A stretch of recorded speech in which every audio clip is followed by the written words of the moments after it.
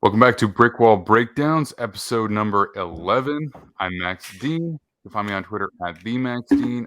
Here with Kyron Samuels, who's the star of the show. He's at Kyron Samuels on Twitter, and he is our offensive line expert here at Defiant Takes Football. Former all AFL offensive lineman, of course, Division One in college as well. So we rely on him for all of our offensive line takes. And yeah, I love doing these breakdowns. I just kind of act like I know what I'm talking about, and let him make me sound smart, pretty much. At least that's the idea. So we're going to be talking about Anton Harrison, tackle from Oklahoma. So he is now officially a first-round pick to the Jacksonville Jaguars, 24th overall, I think, and a little higher than some people expected. You know, he reminds me a little bit of the kid that went to the Seahawks last year, Charles Cross. He's not as good, but I would say stronger in the passing game than the running game for sure. Yeah, no question. And and it's not totally surprising coming from Big 12 system that we're seeing that from him. But I think that the lack of efficiency in the run game is it's worse than you hope for, even for tackles where that's their secondary feature, right? So that's why a lot of people had him as an unlikely first-round pick. Now, certainly we had a lot of players in this past draft that went higher than people thought they should go, lower than they thought they should go. There's a lack of consensus, as they say. So maybe it doesn't matter that much, but the Jaguars got a player who can come in and be a starting tackle for them, especially if they're going to pass the ball a lot, which I think we all expect. And certainly it does track with Juwan Taylor, who left there to go to the Chiefs. Now, he's not as good as Taylor, but I think there's a similarity in terms of what level of prospect they were and what they're good at. So it kind of makes sense that if they liked him, they just couldn't afford him. This is kind of a similar type of player to come in and replace him. So what were your thoughts on Anton Harrison prior to the draft? And you can kind of throw in if you thought he was drafted in an appropriate spot as we talk about him. I think he went a little bit higher than I would have taken him. I think there's a lot of guys that have similar skill sets to him, like especially if they're dead set on playing him at right tackle. Cam Robinson is a guy. I don't know what his suspension situation is, or if they're planning on maybe bumping Anton to left tackle. I don't know. I haven't really delved too deep into it there, but I think he's a very solid pass blocker, as you stated. Very long, 6'4", 315 pounds, prototypical size, very, very good athlete, which I think people are going to see on some of the tape. The biggest drawbacks I have with him is in the run game, but even in the pass game, he lacks a significant level of functional play strength. You heard me talk about functional play strength when we talk about offensive line all the time. And it's something I think he's really going to struggle with at the next level. He has a tendency to let people get into his chest. And if you know anything about NFL defensive linemen and the strength that they have and the quickness that they have, it's going to pose a lot of problems for him in the passing game as well. The good thing about him is that I always say as well, strength is the best problem to have. It's the best problem to have. You can't make a guy athletic. You can't make a guy have better feet. You can't make a guy have that natural kick step ability, that natural set ability that I think Anton does have. So if you can refine his technique and add bulk and strength over the next 2 or 3 years, I think he can have a similar trajectory to a guy like, let's say, an Andrew Thomas type guy that struggled early in his career, added some play strength, added some just some refinement in his pass sets, his punch timing, and all that stuff. And I think you can see him have a similar trajectory. But like I said, there's other guys in this draft class that I thought were a little bit better right now and probably could project a little bit better. So Matthew Bergeron, like the Matthew Bergerons of the world. If you're drafting a right tackle, and I know Bergeron is a prime candidate to move inside and play guard, but I like Bergeron at tackle. I don't see a huge difference on tape between a guy like him, meaning Anton Harrison, and Jalen Duncan out of Maryland. Both are exceptional pass blockers, need refinement in the run game, need to add a little bit of play strength and add a little bit of bulk to their frame. And I know Duncan has some off the field stuff, has a little bit of injury concern as well, missed a little bit of time. So he ended up going in the 6th round. So you get a guy in the 1st round at pick 24 that has a very similar skill set and trajectory to a guy that went in the 6th round. So there's a huge disparity, like you said, about where people view guys in this draft class, what position they're going to play, what side of the ball they're going to play. So beauty's in the eye of the beholder. And I think if you're ever going to maximize his skill set, his potential, it'll be in an offense like this. So this won't be the longest breakdown we've ever done. I think he is a very straightforward. The analysis of him is very straightforward. He has very clear strengths, very clear weaknesses. The good thing about it is he's going to a system that I think is going to benefit his play style, and he can fix the problems and adjust the things that I think are going to hold him back. And I think that Doug Peterson and those guys in Jacksonville are one of the best situations he could have possibly gone into. I think it makes a lot of sense. I don't think we're going to see a lot of extended plays. I think we're going to see a lot of getting the ball out quickly, and I think that he's going to do just fine in that situation. I will push back a little on the athleticism. I think he has functional athleticism. I don't think it's top end athleticism. I think it's fine. I think it's viable starting tackle athleticism. I don't think it's a plus for him, but I don't think it's a weakness either. The weirdest thing as we jump into the tape here is, for me, there is definitely just a straight up difference in terms of his mentality for the pass versus the run, because I see better functional strength in the passing game than I do in the run game. And I'm not necessarily sure why.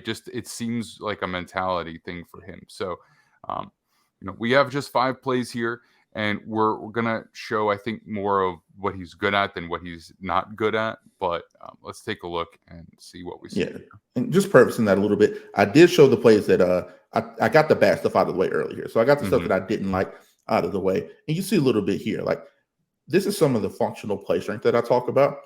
You got a very interesting front here. You got they're playing a mint front. If you ever heard of Kirby Smart and those guys talk about it, where you have a 0 nose and you have 2 4 eyes. The guy on the right side is almost you could technically call that a 3 technique. I mean, I would call it a 4 eye just for sake of identifying the defense, but he's right there in the B gap. So you see, even in his stance, like I don't like where he's coming out of his stance. He looks like he could be pass blocking, kicking out of this. The balance is a little bit off for me already, but you start to see it. You can let this run here. They're running just a simple play here. I mean, this is just like it's a sprint out, wide zone type play. They're just getting on the edges. And then you see like a little bit of the lack of the functional play strength that I talk about. Primarily, you would like this guy to be, even if he goes away here, right? So the 95 takes a step, and he's kind of mirroring him. He's getting on that inside shoulder. But you would like to see him more physical, more up through that, because I do think he has good athleticism. You see, so the defense line gets him off his track already. He's already letting guys get into his chest. And while he does allow for his guard to get over a little bit and take that over, he's now in a bind to where he can't get up to 41. 41 is already out leveraged him. He's already running to he's already getting over the top. And while you do have a guy to clean it up there, you're not going to have a lot of this in the NFL. You're going to be these one-on-one blocks. You're going to have to do this. And I think he's going to struggle with this. And look, he gets him off his track. He doesn't really get any vertical movement, and you would like to see vertical movement here, especially at the next level. I mean, you can kind of get away with it here at the collegiate level, but look, his feet are crossed over already. Like, there's just a little bit of technique stuff that he can clean up. But once he gets, once the defensive lineman gets hands on him, you see he throws him off. He's already off balance here. He's not going to be able to do anything from this position. It's not a power position. And then he does have a problem scraping up and getting to the next level. Well, depending on how they identify and how they run this play, 41 could be his responsibility, the play side backer, or 3, the weak side linebacker could be his responsibility. And while he has his eyes where they need to be, because of the stuff that I talk about, that lack of play strength, he's not in a position where he can get off and climb properly. So he finally gets up there a little bit, and tight end, the H-back, whatever, helps him out a little bit here. And just accounting for the numbers, 3 may be his responsibility. But either way, he's not doing a very good job here. And I think these are the type of things that are going to hinder him at the next level. Especially like if that is a C-gap hitting play, if that play was supposed to hit in that crease there, 3 is going to spill over and make the play if that play hits in that gap right there, that C-gap. So those are the little things that I'm looking at. And I think it's going to take him from a good prospect and a good player to being a great player worthy of the 24th overall pick. So little things like that are the things that I'm paying attention to. I'm going to be honest with you. This, out of the plays that I sent over for you to choose from, this might have been his best run blocking play as well, right? so he takes the hand to the chest, his legs are crossed, and he just gets bounced back right there. You see, like that separation is pretty easy for the lineman. And I know nobody teaches to get that left hand. You can run it back a little bit. So he already crossed over. He gets his chest up, but you're taught to keep that outside arm free because that's the way you're going to be able to get off on these linebackers. If 41 shoots that gap and goes underneath right now, he's splitting the difference between the H-back and Anton easily because Anton's not going to be able to come off on him because his hand's engaged. You're taught to keep that outside arm free, keep that outside leg free, so you're able to come off on these backers. Or if they were to bring something hot off the edge, or say zero shoots that C-gap right away, he's going to be cooked here, Anton. He doesn't have his eyes on him. He's not going to be able to get his hands on him because it's engaged with the down lineman. He's turned. So these are the little things that I'm talking about that people may not pay attention to, or you might see it and you'd be like, well, the play didn't hit for a negative gain, or the play he didn't really necessarily affect the play too heavily. But these are the things that are going to translate to the next level that I have concerns with, especially in the run game.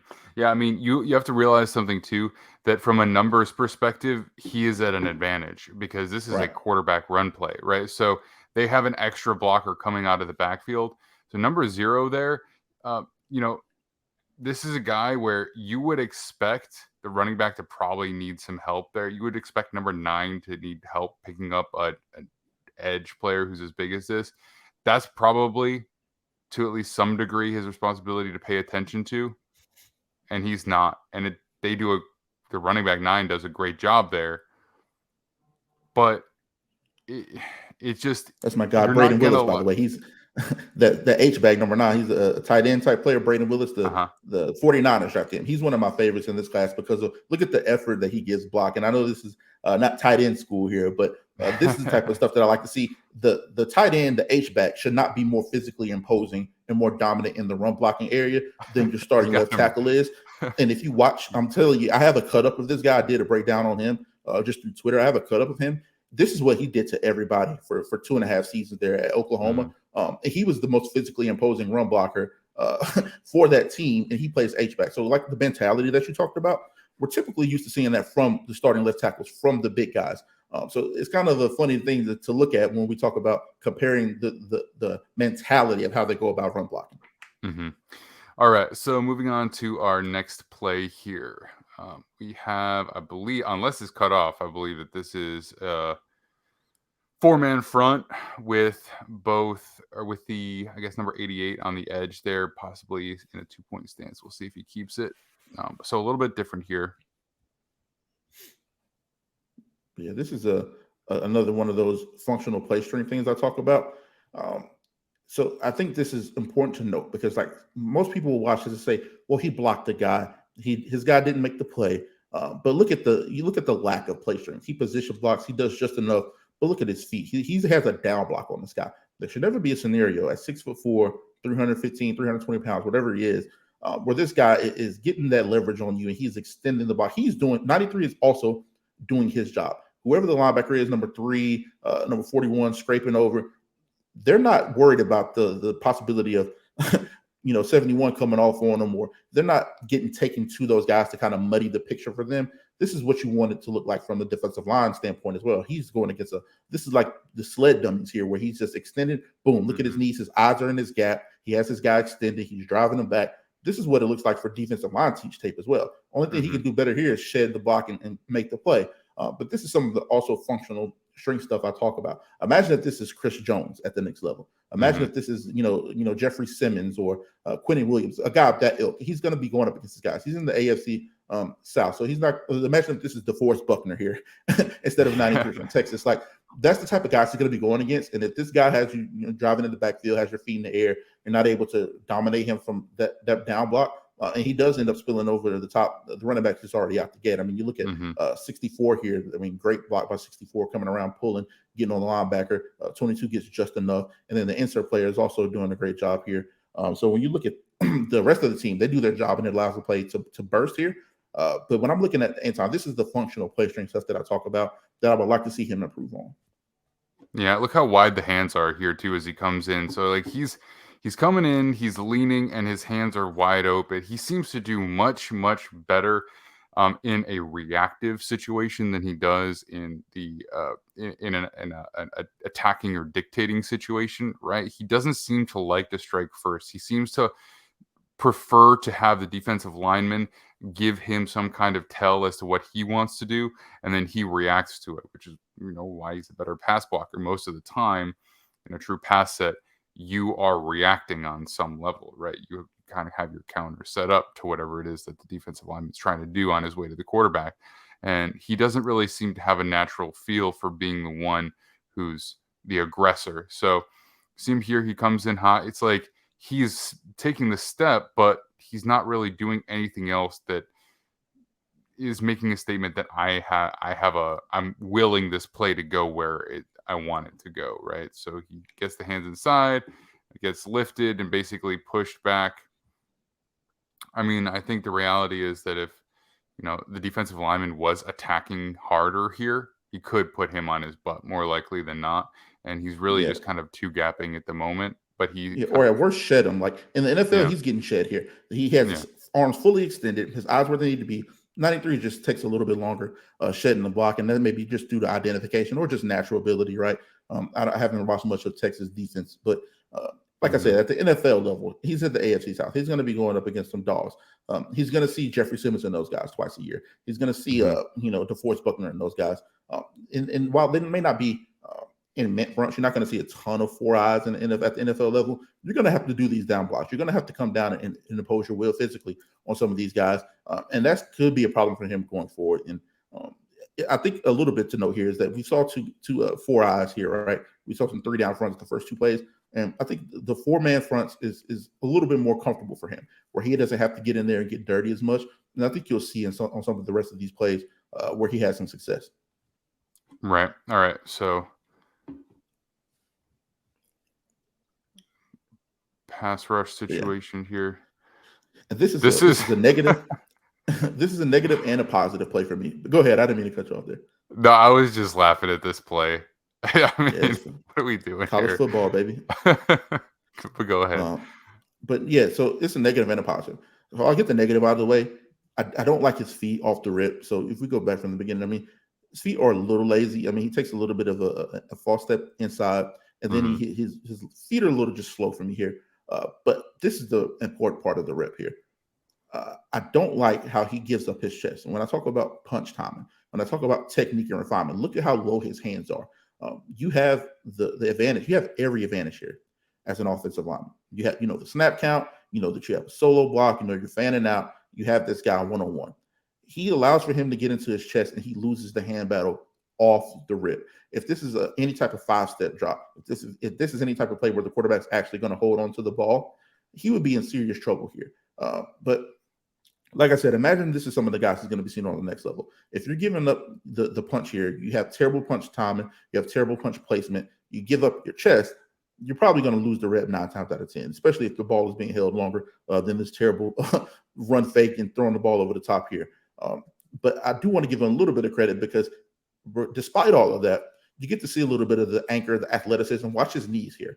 Once he makes contact and he is giving up that chest, boom, watch those knees bend in and flex in, and he anchors fairly well here. He takes a little bit of a hop step, and he anchors fairly well here. So I do want to give him a little bit of credit for that, because these are the things that I'm talking about with the technique. Imagine if his feet are hotter, his hands are up, and he times that punch. That is a prototype rep then, because he does have some nice anchoring ability. But on the next level, I think that's where it's going to hurt him. So while I do think this is a plus minus, if I was grading him, I'd give him a plus minus here, because half of the rep is bad. The other half is really good, though. And that's kind of how I feel about Anton Harrison as a whole. If he can refine this stuff, and this is all very fixable stuff. So this is why I fully understand why somebody thinks they can mold this guy into an all-pro level player, because he has all the ability, he has the size, he's in position very well most of the time. He gets in position. It's just the functional play strength, being able to follow through and finish those reps and clean up the technique. I'm gonna, I guess, give him a little bit of the benefit of the doubt here, just because it's a weird play. But so he does have the false step, and then the step out. It's kind of weird. Like I'm not really sure what he's taught to do specifically on this play, but this is what I'm talking about in terms of his ability to anchor is so much better in the passing game. Like his ability to take that punch to the chest. Now, you don't want it to the chest, but his ability to do that and to kind of drop the hips right there and bend the knees and take that and keep the feet moving. It's so much better in a pass rep than it is in any of the run downs that I watched him on. So I don't. It just seems like he's just generally more comfortable there. But yeah, I mean, whatever. This is crazy. All right, a couple more here. Yeah. So again, we see him in a natural 4-man front here. You just got a 3 tech. You got a shade technique, and he looks a million times more comfortable off the rip. But just going back to this is one of the good reps I like to see. Mm-hmm. This is what it looks like. Look at the urgency out of his kick step. Boom. He gets that foot down. He's balanced. His hands are up. This is what it looks like. So this is why kind of the confusing part for me is that it's just not consistent enough on tape for me. But you see when it looks good, it looks really good. He's balanced here. His weight's inside out. He gets back square with his kick step. And then boom, his hands are where they need to be. I still would like to see a little bit better of a strike here. But like I said, these are all things that can be taught and corrected. So boom, he gets his left hand in first. Boom, he gets his hand on. He has his inside arm underneath that armpit. Perfect technique. Because there's more than one ways to strike and punch here. If you have a guy that's very active with his hands, sometimes you're not going to want to just get into his breastplate immediately because he has a counter for a counter. But he gets that left arm in, boom, he strikes very well. And then he gets that right arm underneath the armpit, which kind of takes away a lot of the stuff you can do with that inside arm if you're the defensive lineman. So when it looks good, it looks really, really good. So this is some of the positive stuff that I see about him. And then he just finishes the rep here. And once he gets his hands on, he does a very good job. Like we said, when he gets his hands on the pass game, he anchors very well. It's just you have to get him there more consistently. Yeah, the kick's really nice here. It covers a fair amount of ground with it, but without leaping, right? So he still has that foot planted, covers a nice amount of space. Yeah, like his steps in the ground before the defensive lineman even gets out of his stance all the way. So when you have that type of this is some of the athletic ability I talked about, and then watch that knee bend right before he makes contact. Boom, just that extra little level of support and bracing for impact. That's a little bit of just physics there. You can generate more force when you have that leg in the ground and you have it turned and you can come from more of a power position. So the fact that he's able to do that and boom, he opens up a little bit, but he does not extend the gate. When I say open the gate, that means if he drops that outside foot back and he opens up and he gives the defensive lineman a straight line to the quarterback, he opens the gate and opens that hip up. And he gives him a short ankle to the quarterback. He doesn't do that here. He does a good job on bracing through impact, and then he anchors very well. Yeah, and it looks like he's got, hand up around the face mask too, which, is not a big deal, but it just shows that he's able to deal with that pretty well. Yeah, this is what I mean. So this is pretty much textbook as a pass protector. Far more advanced than anything that we see in the run game. All right. Similar here too. Yeah, it's another thing. Notice there's not going to be a ton of run highlights because there just aren't many on tape. But this is my favorite rep of the bunch because it shows a little bit of everything when you really put it together, even more than this last rep.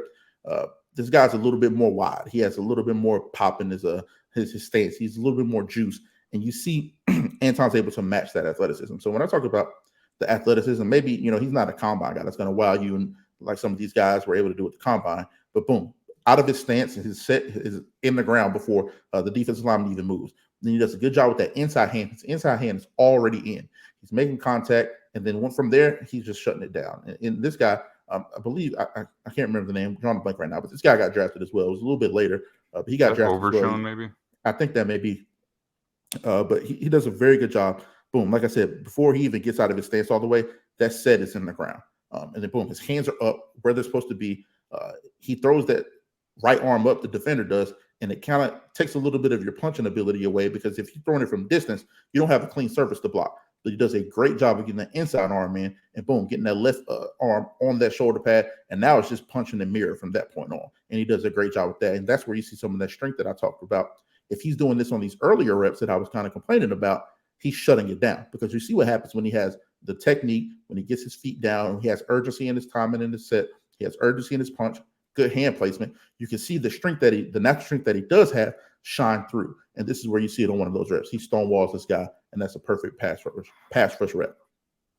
Yeah, I mean, the timing is really impressive because his hands are low, and if you watch this in real time, it's even more impressive. You know what I mean? This is like a high level boxer throwing a block here. And so he doesn't lack ability in any way, shape, or form. He doesn't lack strength even or power. It really just comes down to what he's comfortable doing right now. And, I honestly couldn't tell you what the coaching is like for run blocking at Oklahoma. I really don't know. But whatever the case, it's not his strength. And it's going to take a little bit of time. So that is the case. You can't expect a rookie to come in and learn all this stuff in his first training camp. There's going to be some growing pains there. And again, even with the passing down stuff, he's good. It's his strength, but it's not at the level that you'd be necessarily looking for a high-end first-round pick quite just yet. So we'll see. He might be a breaking case of emergency starting tackle for them in Jacksonville to start the season. And, if that's the case, then we're going to see some bumps along the road. But, this is still a high-level prospect that, if everything goes as you would hope, can be a above average starter for the majority of his career. So, I think he's a guy that I hadn't watched prior to the draft. I know that there was a lot of surprised reactions about when he was taken that high. All the tackles that I was familiar with outside of Dawan Jones had already been drafted at this point. And it kind of seems like the Jaguars were like, look, hey, we're a playoff team last year. We are going into this draft lacking a tackle, which we did not foresee happening. And now we just have to fix it. And so that kind of seemed like the thought process. And is that the best process?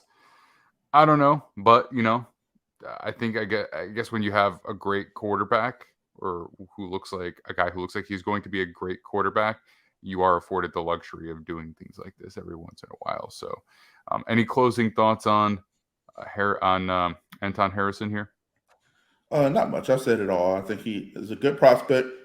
Very good measurables, very good athleticism for the position. Just refinement. He needs refinement. He needs to add play strength because, like I said, that is the best weakness to have, in my opinion. Going to the next level, you can always add strength. You can always add, some bulk to your frame, especially as a lineman. It's not like a receiver or a running back where you may lose some of your natural burst or athletic ability. That's not going to be the case here. He can add another 10 pounds to that frame and add some functional play strength, and I think that's going to happen with time. Also, the technique refinement. If he does that, you saw it on tape, even in the negative run clips that we showed, if he's able to refine that, then you'll be able to see some of that translate to the run game as well. And I think that's going to be a big thing for him. So I think the Jaguars have got a good player. I'm going to trust them to develop. I think they've done a very good job of developing young offensive linemen. You saw with the guys that they've had. I mean, they did a very good job, even though it was two different coaching staffs, developing Jawan Taylor. They took Luke Fortner in the 5th round last year, and he ended up being a starter for them for a playoff team. A lot of people had him outside of their top 5 centers for last year, and he turned out to be a very good player for them. And I think he's going to take another step forward this year. So they have a good track record developing young offensive linemen, and I think he went to a very good place and offense that's going to tailor to his skill set a little bit more. And I think you'll see an improvement. So if time will tell if it was worth the 24th overall pick in the draft, but I think you'll see him be a good player at this level. Agreed. All right. We will be doing a few more offensive line breakdowns here at Brickwall Breakdowns throughout the month of May for the 2023 draft class. We're going to talk about a couple of the guys that we didn't get reviews on out already. And then when we hit June, we're going to be looking at summer scouting for the 2024 class. Should do about 4 guys for that. And after that, we'll be stepping into our potential breakout players for 2023. So lots of offensive line film reviews coming in the next couple of months, and then we will be jumping into the season itself. All right, you can find me at DMaxDean. You can find Kyron at Kyron Samuels. Defiant Takes Football is at Defiant Takes on all social media outlets. Find our written work over at DefiantTakesFootball.com, and of course, all of our Brickwall breakdowns and DTF film sessions for every other position here on the channel. Check us out live every Monday and Thursday at 11 p.m. Eastern, I suppose. And with the exception of this coming Friday, where we will be doing Friday instead of Thursday. All right. Thanks for watching, y'all. Throw us a like, subscribe, and we'll see you all very soon.